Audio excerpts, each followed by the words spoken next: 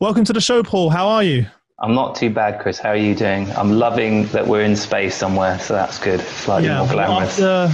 After seeing Elon Musk send astronauts into space the other day, which was pretty epic. Yeah. You know, although I waited there for 2 hours the day before and it got cancelled. Oh, did you?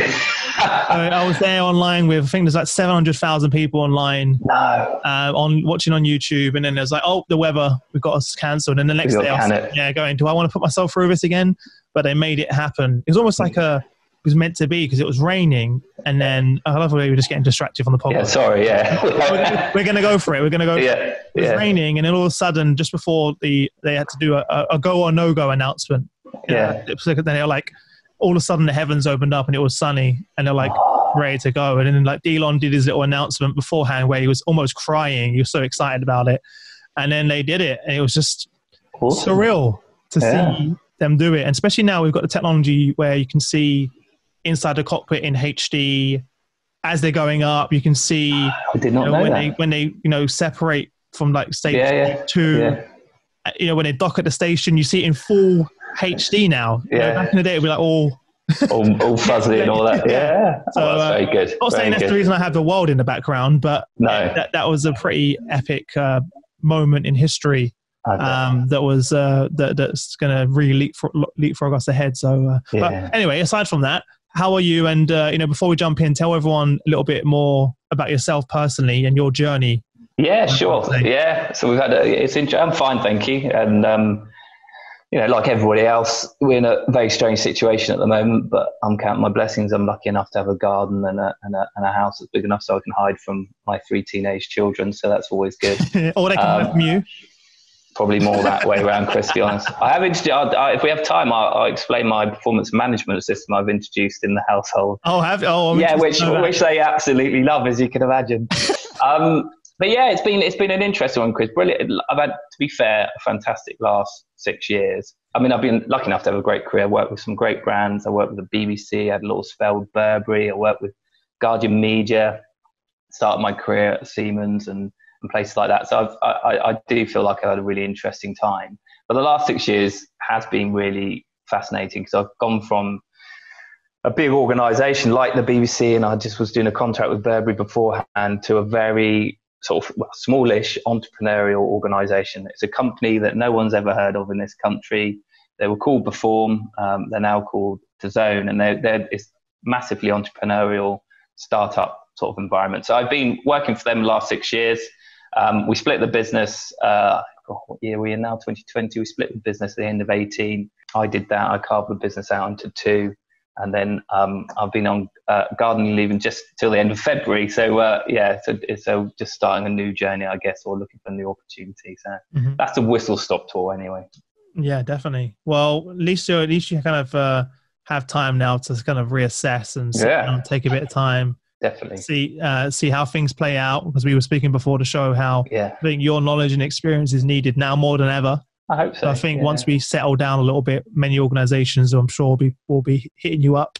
Yes, let's hope so. Yeah, that would be great. Off the back of this. But I love this topic, in terms of there's many CHROs and CPOs like yourself that I'm speaking to who are finding, who are going from large multinationals to the startup environment. Yeah. Not everyone finding it very easy. No. Some are a bit of a shock to the system. 100%. And not something we speak about much on the podcast, because I think people like the idea of it. We're talking about that, right? The idea of going from a large corporate to leading a startup and the growth sounds amazing. But I don't think people really talk about the experience. Reality. What it actually means. Yeah, I'll tell you a little bit about that. Yeah, tell a little bit. So anyone who's listening right now, who's a senior HR leader or any HR leader, to be honest, who are going to go and lead HR in a startup environment, here's the raw truth. Yeah, it is. I mean, you hit the nail on the head. So I just before I joined Perform, I was doing a contract with Burberry, and Burberry is, as you might imagine it to be, it is beautiful offices, and we had the same coloured pencils. It was back in the day. This is true, and it was absolutely mint. And then I was going from their offices. They had an office in Piccadilly, going out to Feltham. Nothing wrong with Feltham. To let's put it this way, a pre-enjoyed office, I would say beforehand. It was the heating wasn't working. It was obviously a very cheap accommodation. And yeah, it was very, very different. But I wasn't sure at the beginning, I have to say. They had just recruited their first CPO, a guy called Paul Chesworth, who'd just come in from Vodafone. And to be honest, him being there persuaded me to join. Because I thought, well, if he's seen something in this. I was about to ask you, what was it initially attracted you? It is a big risk, Chris. You're absolutely right. It was going from a very corporate world where you tend to, I don't like to generalize, but you do have the resources, you have the big centers of excellence, there's people to turn to, go, how do I do this? How do I do that? To an environment that I discovered where it was down to you, basically. You are like as a small function, you're very accountable, and that's good and bad. And some people like that, and some people find that difficult. And yes, it was a big change. So what did it attracted me? So first of all, what we did, right? So before, it was brilliant. So it's a sports digital company, media company. So it was all about sport. It was all digital. We did all sorts of stuff. So providing data to the betting industry. We provided pictures to the betting industry, like streaming pictures to the betting industry. We had journalists writing stories for other businesses, like little video clips, post-match stuff, viral stuff. And then we had a bunch of websites. We did TV production as well. And we did the stuff that some people in this country may have heard of, a product called Opta. So we provided all of the data, like the match of the day, all the heat maps and all the commentary packs and all that kind of stuff. You did that as well? Yeah. So if you're a massive sports fan, people know Opta Joe and Opta. And they'd just bought it. Perform had just bought that company just after I joined. So we were integrating that organization. So we had a load of people love what they did. Great subject. Digital sports is where it's going in media. So to answer your question, it was that. And the fact that, confusingly, still the other guy's called Paul. I thought, okay, he knows his stuff. I can learn from this guy. He's come here for a reason. So that's why I did it. Yeah. So that's why I originally joined. Cool. Are they, because I was wondering, because they came out of nowhere, as I said before. We'll talk about how DAZN is where it is now. Yeah. But are they venture backed? How did they manage to scale so quickly and attract people like yourself and you have a Paul and... Yeah, it's a good question. They must have had a big influx of cash to be able to... Yeah, so when I joined, in 2013 and it was floated. So it was on the stock market. Obviously, you know what float means, but it's on the stock market. And so that provided them the cash. They just finished a big buying spree. So they were buying other similar companies from people like themselves. So it's run by these two guys, very entrepreneurial, lovely blokes, actually, really down to earth, but really driven, knew what they wanted. And that's how they got the funding. But they also had a guy called Len Dubravnik, which I probably pronounced incorrectly. He's something like the third or fourth richest guy in the UK. He access industry. He owns Warner Music. He owns part of Spotify. Probably helped having someone like that with you. A little bit, yeah. So the story is he really backed these two guys and really. I'm about to say because they came literally just. Came from nowhere. So that's how they had the original funding. We then went private quite soon afterwards, and he access industry then it went private and he bought it, and he is the backer. Well, not him as a person, but his business is backing that organization. And now, just for context for everyone, because I first came across DAZN through boxing. Yes, yeah. And all of a sudden, I see Eddie Hearn and Antri Joshua, DAZN, the logo everywhere, almost overnight. Yeah. And then I saw it on some other MMA, just everywhere. So coming everywhere. So is that the original platform, or because you got DAZN and Perform? So a little bit of context. So the Perform bit was that bit I just described. So the data, the journalists, the link there is the video streaming to the betting industry. So I'm not a bettor, but if you bet and go on 365 or something like that, you often see some content in the corner, and we would provide some of that content for them. So that's the link. And then they're always growing, always looking for something new. So then they started getting into long-term rights. So they have the rights for Women's Tennis Tour for 10 years, FIBA and all the rest of it. And then I think there was always, the story goes that, years ago when they started the company, they always knew they wanted to disrupt the sports market. So they didn't really believe that you have to have a rolling channel. Like nothing wrong with Sky, obviously hugely successful. But do it all online. You don't need to have exactly. buy the rights instead.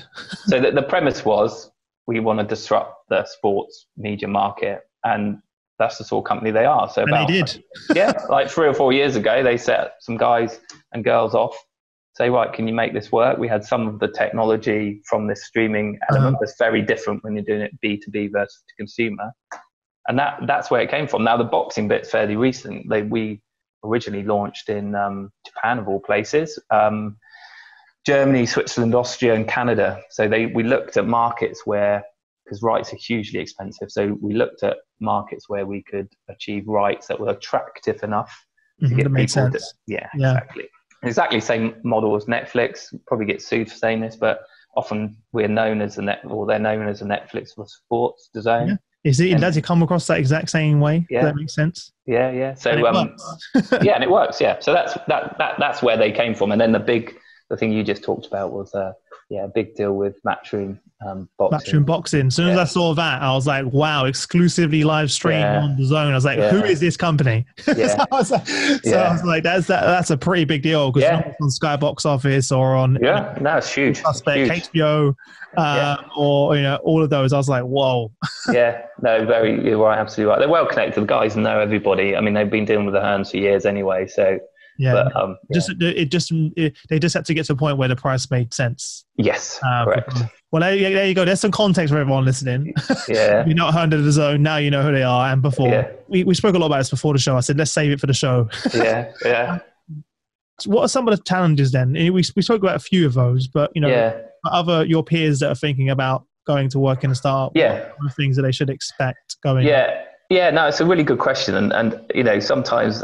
Like people think, I think you said it, like it's a bit funky and cool to go to a startup, and sometimes that might be true, but sometimes startups are just an excuse to be quite disorganized and a bit hectic.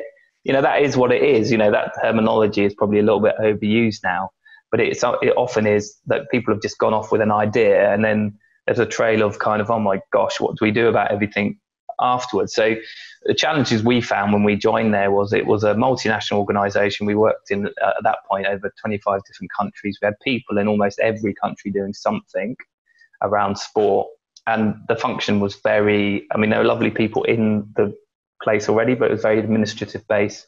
They were just chasing their tails. These people said, we've just opened an office in Singapore, can you employ somebody, he's starting tomorrow. It was all that kind of stuff. So we were brought in, as I said, they were floated at that point to try and professionalize the function. And the challenges are some of the things we just said before. You are it. There wasn't a big team. Paul had quite a relatively generous budget. Well, not really. He had a budget that for a number of heads of people that coming in that knew what to do in HR, or we hope we knew what we were doing in HR. And then it was down to you. So an example I gave, I remember the first few weeks or something, a guy turned around and goes, oh yeah, in Poland they apparently we haven't got the right benefits. They want this gym membership. How do we do that? And I was thinking, I don't know. One, I don't know how Poland employment law works. But there's no. So I don't know how to do it. It's right. Crack on, work it out, and implement it. That's obviously a low level example, but. As a perfect example, because that is an example of there's going to be a million of those moments, and that's similar. What I completely relate to that as a founder of the startup. The answer is I don't know, and in the bigger company, there's someone else you can turn to. That's it. In the startup, right? You are the person. You have to learn, and make it happen yourself. So. No, I am sales, marketing, operations, production, finance, the host of the show, chief, everything in the beginning. And I think a lot of HR leaders don't. I think they probably get it, but they don't really until they're in the situation. It's very different. It is very different, and you don't have all of that stuff. You don't have the space. I mean, this has been great in this last few months. So I do have the space to listen to what the new thinking is around HR and do more of that kind of stuff. And maybe I should have been selfish and done stuff like that when I was working, but you just don't have the space, and they're not massively forgiving. So you kind of if you can't do it, then they do it themselves. They're not like, they don't need you. You are there to add value. I mean, HR I think is a service provision anyway. It just is. And if you can't get in with if your business leaders, they weren't used to having us there anyway, were they? So they thought they coped perfectly all right-ish without us. So the whole thing was, well, actually, we can add some really good value, and you just got to crack on. Now, what we had another related problem when we first joined, we had quite a high attrition because people love the idea of working for a sports company. Oh yeah, it'd be cool. I'm going to go to all these events. You don't, by the way, but that's what they think, and I'm going to meet Anthony Joshua and all that. That isn't what happens, but they have a dream of what they think working for a sports company is, and they come from the bank. I don't know, Deutsche Bank. This is an actual example. We employed them and sold them the dream, but we didn't sell them the other side of it. Didn't give them really, this is good, this is not so good. And we had people come along, and I felt for them because they then fell over because they didn't have that stuff that you described before, Chris. They didn't have people to go to or to talk to. It was them, and then they didn't like that. So we had a bit of that at the beginning, but we soon introduced a little bit more realism into the recruitment, I think. We get that too. People that join. Yeah. We'll be careful with my words now when people that recently worked with, but they come in and then they've been very successful in a large multinational, but it's completely different. Yeah, 100%.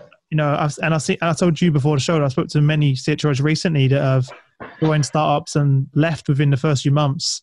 Yeah. Because they've realized it's just not what they really thought it was going to be. It can feel uncomfortable, Chris, I have to say. And I'm not, like the first few months I was there, I thought, my gosh, what's going on there? This is very alien to me. I'm not sure I like it. This is stressful. It's incredibly high pace, and you are highly accountable. But I did then become to love it. Now, when you see these things, you think, oh God, it wasn't perfect. I'm not going to paint that picture at all. It was stressful. It was high pace. It was like you had to fight for quite a lot of stuff that you wanted to do. It wasn't all skipping around, but it was good fun. The people were really down to earth. We didn't have that level of sometimes in big companies you can have that political stuff going on. I didn't see it. We had quick decision making. The people there. Yeah, it was good fun organisation, a good fun 6 years as a whole.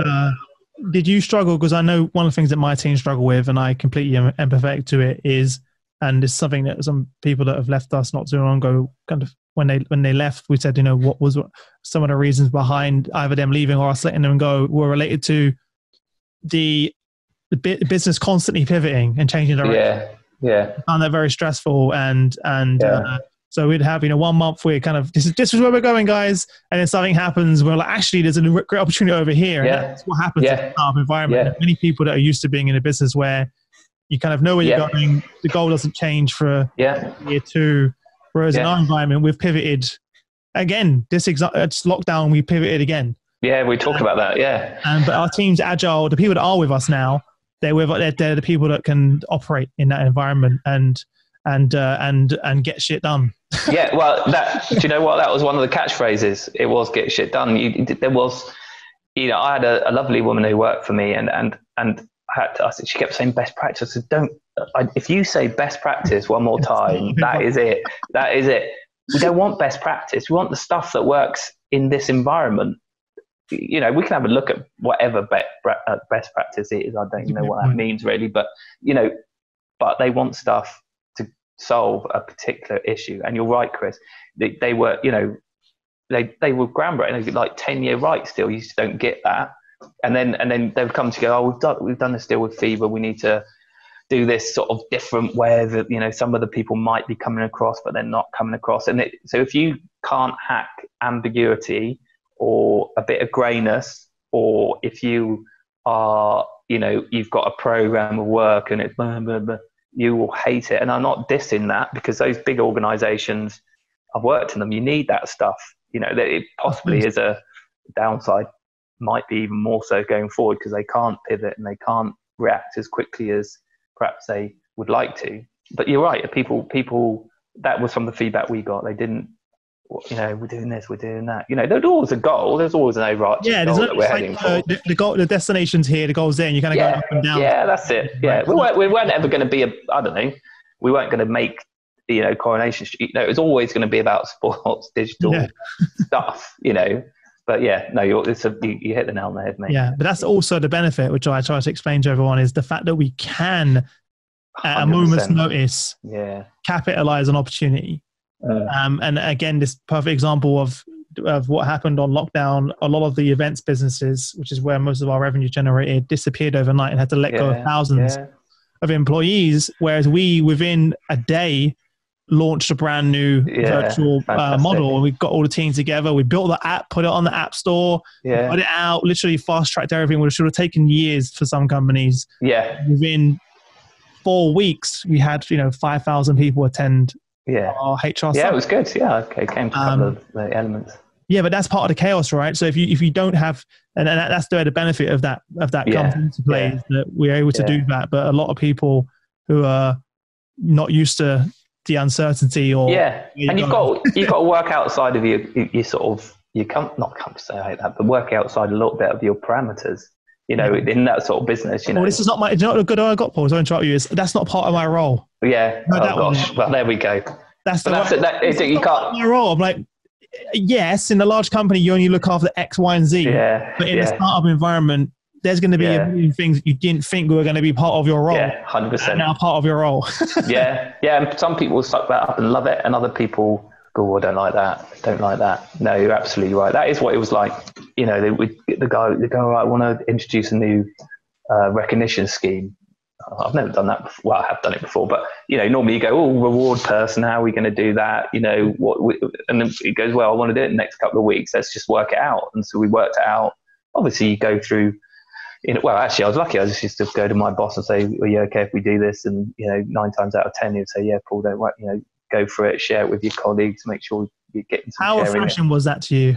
Well, that's the other thing I meant to say today, is that me and him would often sit in the office and go, "This is brilliant, isn't it?" Because he had the same thing with Vodafone. I sort of got to see why there's nothing wrong with Vodafone. Obviously, great, successful organisation. But he got to the same sort of, he goes, "It's great because you have to go through lots of subcommittees, 5,000 PowerPoints." Me and him and others in the team, there's a few of us. We came up with the stuff and cracked on and got on with it. And it is refreshing, but the downsides are you've got the level of accountability. It's quite hectic. Things change. That can. It's all on you as well, right? If it doesn't go so well, definitely is that. Yeah, definitely that. Yeah, definitely that. Yeah, no, definitely there's ups and downs to it, positives and negatives. Yeah, definitely. Where you are now, would you do it again? Or would you go back to a large? Obviously, I know you're looking for a new role now. Yeah. I think it's a really good question. I've thought about it, and I wish that's too strong a word, because obviously, as we said right at the beginning, we're in a lucky position compared to most. But I wish I'd known about these sorts of companies, say about 10 or 15 years ago. I don't know why, but I just didn't. Maybe they weren't there. I don't know, but I didn't know they existed, and I wish I had, because it did fit the way I operate, I think, quite nicely. I had a similar experience right at the beginning of my career. I worked with Siemens, and they launched an outsourcing arm, and we were very detached from the main organisation, because Siemens is huge, isn't it? And I worked with a brilliant woman there, and we were just it as well. We were just the HR function. We did a similar thing, so that was fun. And this is the same sort of idea. I think I'd like to go back to that sort of environment, or I think I could help maybe some of those bigger corporate people. I can bring some experience to them, because I know how they work, because I've done that before. And I also know how this stuff works. And so, I could be of some value for them as well, if they allow you to. That's why, if you don't get dragged down by the bureaucracy and you're allowed to be yourself and try and have some influence over things. Yeah. But they are good fun. There's no two ways about it. Mm-hmm. What advice would you give your peers of how to best work with the co-founders? Yeah, so I worked with a sort of mostly with the founders actually, but the ones below them. And I think you've got, from a people point of view, it's about being pragmatic. It's about being down to earth. You've got to be, in that environment at least anyway, you've got to react quite quickly. It's not about a perfect solution. They don't want a perfect solution. They want one that's good enough, and they are willing, therefore, to amend or make it better and iterate, in that whole... Have your MVP framework. Yeah, that's right. And all the agile stuff that we obviously a big tech company anyway, so we operated a little bit like that. So my advice would be, go in with your down-to-earth, pragmatic approach. don't go rolling in thinking that everything you did in a big organization is going to work in this sort of environment. Some of the stuff is going to, and some of it is really valuable and needed in those companies. And we did some of that stuff. And that's the other thing, is don't get overexcited. I saw people come in and think, wow, I'm a startup, I can just do what I want at crazy times, and got a little bit overexcited by it all. And not in HR function necessarily, but in other functions. And then, you still got to deliver, you still got to do your stuff. Yes, it's good fun. It's a great environment, all the rest of it, but you still got to deliver. So that's my advice, really. Down to earth, pragmatic, listen, and be prepared to do stuff that maybe you haven't done for quite a few years. That's the other thing I would say. Yeah. Don't be too, I was going to use a phrase that probably isn't, but don't be too snobby about yourself. I know where you're going with it. I think everyone is where you're going with it. Yeah, don't be too snobby. That's something I've seen a lot of people struggle with as well at the very high levels, doing those jobs that they haven't had to do in probably the last 20 years. That's the same for me, And now you're down in the trenches and doing, you've got to this level where normally you're looking at a higher overview strategic elements of HR. Now you're doing payroll, you're doing everything basically. Yeah, and we did the same. So we did both. Well, especially at the beginning, where you do the long-term planning, strategic stuff, but then you have to do it. Yeah. If that makes sense. There's no one to delegate it to. Oh, right, it's me. Yeah. Off we go. Yeah. I mean, the organisation grew. It tripled in size. We got a bigger team. We never got massive. It was 3,000 people, and as we got more successful in the company and our function got more successful, the better it got. Yeah. So how quickly did you scale? Give us some context of that. How long? It's good. So we started in 2013. We had about 800 people. Before the company split in two, I was telling you before we went on air, the company split in two at the end of 18 now. In the end of 18. Before we split in two, we got to about 3,200 in about 40 different countries around the world. So tripled in size in relation to people. It doubled in size in relation to revenue. Obviously, the DAZN product is quite a big money eater, as you can imagine. It's a big money up front. Yeah, so license those rights. Yeah, marketing rights and tech. The fees that come with those. It's eye-watering. Yeah. So that's how it scaled. About 3 times the size in about, that was probably 5-6 years. What was the biggest sort of challenge from working in a large multinational attracting talent to a startup? It wasn't too bad, actually. It wasn't as bad as I thought it was going to be because nobody knew the brand, but we had to do a little bit of a sell. So we were, especially in the media, there's two. It wasn't as simple as, it wasn't linear, if you like. So in the support functions and technology, it was a challenge because they didn't know us and didn't know what we were doing. In the media side, so we had a lot of post-production people, editors and stuff like that.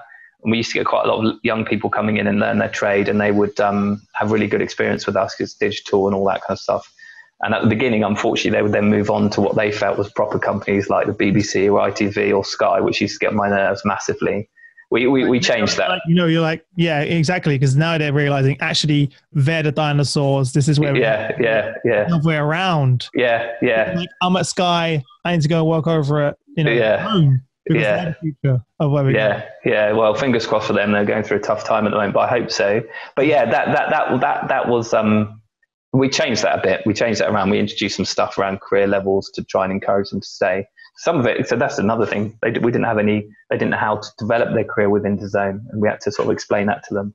The technology guys, that became a real problem. So about 2 or 3 years ago, you got to build. We had to recruit loads and loads of my colleagues in the resource, we did have a resourcing function. We had to recruit loads of developers, and we then had to start looking at our brand. But it was business. They're like, everyone's going after that. The hardest talent in the world. Correct, 100%. Oh yeah, it was a real. There's no two ways about it. The team did a brilliant job, but it was a real headache.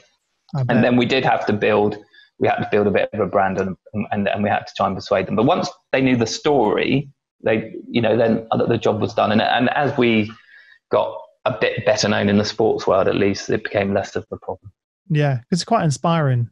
The weight of what you're doing. Yeah. But in the beginning, was you very much competing on salary? No, because they're not like that. It was because it's massively commercial business. So they weren't going to throw money at it. We were competing on what we did, the way we did it.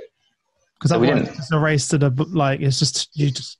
Yeah, they pay good enough money, but we weren't certainly up the top of the salary scale. But it was all about, this is, the why, the experience and all that kind of stuff. Do you think that the current events of what's happening with lockdown, the way the big shift in organizations now, that's going to, for example, the decision making in the past, which took so long in HR in those large corporates, we've seen what can be done when they have to, right? Yeah, I was listening to something yesterday, actually. I hope so. I just hope so. I just think they should. I think there's no reason why you can't make decisions. You've got to trust people, treat them like adults, all that kind of good stuff, and just crack on, be a bit more, it's not risk, is it? But, be a little bit more comfortable with getting trust, get stuff out there. If it's not perfect, so be it, and give people, it's stuff's been around for years, Chris, but give the people close to the ground the accountability to make those decisions. Yeah. And then, you should be all right. Make sure you recruit the right sorts of people in the first place. That's where it all sometimes goes wrong, doesn't it? But get the right people in place, right culture, right fit, and then let them get on with it. Let them do their job. I hope in HR, I really do hope. Yeah, I hope it does change. Yeah, we're seeing a lot of your peers I'm speaking to who are using this time to make significant. They should as an opportunity. This is a great, fantastic opportunity. It's obviously terrible what's happening. Yeah, 100%. Yeah, this is an incredible opportunity. We never get. We've kind of leapfrogged ahead 5-10 years. Correct. And my fear generally, macro and micro, is that people have short memory. So this is nowhere near ending, by the way. This at the moment, unless they get a vaccine and all the rest of it, life is going to be very different for quite a long time, I think. But you've got to take the opportunity to do those changes now, when people are used to working differently, used to doing stuff in a different way. Managers are used to acting differently. What would be worse, wouldn't it, is if people start to creep back into offices and all those behaviours that weren't so brilliant start to creep back in. I think it's one of the most, I love it. I've always tried to be myself, right? I'm not saying I'm perfect, but I've tried to be myself at home, at work, and all the rest of it. And I think that's one of the great things about this, because people, you'll see these were quite expensive doors actually, but you can see the doors behind me, and you can see my life and who you are. Who you are. It's much better, isn't it? And people put on I don't know why, but some people put a facade when they go to work. And again, to be fair, as well. Yeah, it must be tiring, mustn't it? Pretending you are some corporate person for 10 years. In a corporate environment. It's a good point I'll make, actually. Someone messaged me on LinkedIn yesterday, and it was really heartwarming. He said to me, Chris, I just wanted to say that as someone who grew up in East London, who works in the city now, and he works for a large company, I'm not going to mention the name. Actually, I can because I'm not going to mention his name. He works in Shell. Yeah. And he said it's so refreshing to see someone like you on LinkedIn Live just being themselves. Yeah. And just talk the way you do. And he said to the mandem, as we would say in East London. But you do. When you talk to these guys like that, who's that Alan guy you had? He's a great guy. Yeah, big brain, isn't he? And he's like really intelligent chap. And you had I think it's brilliant. And it's more... Yeah, but I don't have to pretend. But for years, Paul, I was pretending. But people do, don't they? But what? Dressing making sure I don't say certain words because they're seen as ghetto or slang. Or slang. Yeah. So the fact that he messaged me saying that means a lot, and it made me start to be more myself. I was like, it means so much to get messages like that. I really hope so. I really hope so. And obviously, we've got a lot of issues going on at the moment in America, haven't we, and everything else. And I think that if people can feel more, just be themselves, and they don't have to put something on, I think that could help the whole, diversity agenda and everything else. And there's no reason why you can't be yourself. I don't get it myself. I don't get it. I've tried not to be like that. I'm sure I was in my early career. I'm 100% sure I did that. Everyone, sort of stuff. Like, I didn't mean to. It's just like go into the workplace and you don't, and you think, how do you try and act and be as if people you've seen on the TV almost, and actually, in my company, I was literally told by my manager, you cannot talk the way you talk. Really? This is not even a joke. Here's the Financial Times. You need to read this every day. Shut up. Educate yourself. You are joking me. So bad this is a real thing. And Brian, if you're listening, you know who you are. No, not the manager. They brought him. Oh, okay. And Brian would come in and they would hire they would hire people like me from quite ethnic backgrounds of like East London, quite poor background, and really low sales, low salaries, and put them on the phone to go make us some money. Like literally, it was like Wolf of Wall Street type environment. Yeah. And they would do elocution classes with us. Yeah, that's the word. No, you are joking me. I'm not joking. Seriously. And all of those people on LinkedIn who work with me, you know who you are. Bloody hell. We would do it in the morning, and he would like to do these like I don't even. It's embarrassing to say it out loud, but don't do it. Words and you like hum certain things. But Chris, you're quite young, aren't you? So it can't be in the most distant past. It was like 14. I started at 17, so I'm 31 now. So I've been doing. But still, that's still within. But the modern world. It's not the 1950s, is it? Oh, it was before. It was just crazy, and I didn't know anything different. You got to realize that. No. Well, you've got a job, haven't you? Number one, you've got a job, and there's an imbalance of power. Working in the city, fancy pants, fancy pants. I got a suit on, and then it was like, Oh man, the stories. Sorry. And now everyone's. We had this is off topic, but I just want to share it because it's just funny. We got all given our script in those same meetings, and it's like, there was probably 20 people that was onboarded that week. All young, hungry, ready to go. Whatever you want to tell us to do, we'll just do it because we just really want to. Just want the money, Just for the money. And all right, you've got one night to memorize this entire 5-page script, and you have to read it off by heart tomorrow morning. Otherwise, you don't have a job, and we're letting you go. So I was like, okay. So I remember that night I wrote it out. I wrote the whole pitch out over and over again, and then I recorded myself and then uploaded it to my MP3 player, and I would listen to it back. So I went to sleep. And so all night it was just playing whilst I was asleep. Sounds so stressful, mate. Sounds so stressful. A quarter of the people didn't even turn up. Right. They just didn't even come back. I don't blame them. Yeah, no, exactly. The other half just said a few words and then just left. Literally, were just like, terrible. And then the ones that actually stayed and willing to do it, they were like, okay, now I want you to stand up on the middle of the table in front of the whole sales floor. Yeah. And then someone thought it would be funny to say, okay, which accent do you want them to do it in? This is crazy. That's abuse, isn't it, really? A real story. And I got it's ridiculous. Accent, and I was like, okay, here we go. But slightly racist, but it's like weird, Exactly. Yeah. But those are the crazy times. Bad days, Before I wrap up, Paul, there's sort of one parting piece of advice for other leaders that are considering working in a startup. What would that be? And then what's the best way for them to get in contact with you if they want to say hello and connect with you online? Yeah, sure. I mean, my piece of advice is going with open eyes. I do not diss anybody for making different career choices. Bigger corporates have massive, really good things going for them, as do startups, but do not go in with the dream that, this is some amazing thing that, it can be good fun. They can fail. They can be successful. They go through different changes, and you have to be pragmatic, down to earth, and be willing to do stuff that perhaps you haven't done for a while to repeat that one.